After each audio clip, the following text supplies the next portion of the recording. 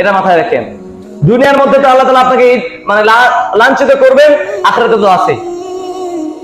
আল্লাহ তাআলা চাইলে নামাজ না পড়লে মাফ করে দিবেন, আল্লাহ তাআলা চাইলে সিয়াম না রাখলে মাফ করে দিবেন, আল্লাহ তাআলা যদি চান আপনি ইবাদত না করলে, আল্লাহ তাআলা দাসত্ব না করলে মাফ করে দিবেন, এটা আল্লাহ তাআলার হক। কিন্তু বান্দার হক, আপনি একটা মানুষকে, সাধারণ মানুষকে ছোট পেয়ে, একটা রিকশাওয়ালাকে তার কোনো ক্ষমতা নাই দেখে আপনি তাকে 5 টাকার জন্য 2টা থাপ্পড় লাগিয়ে দিয়েছেন, সেই মাজলুম, এই থাপ্পড়ের প্রতিশোধ আল্লাহ তাআলা কিয়ামতের ময়দানে নেবেন।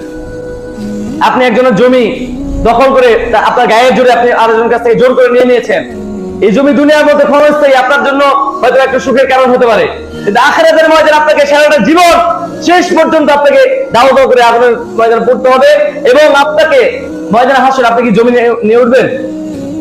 যখন ময়দানে হাসর উঠবেন তখন আপনি এই জমিগুলো নিয়ে উঠবেন, এই টাকা, এই ধন সম্পদ যে মেরে খেয়েছেন,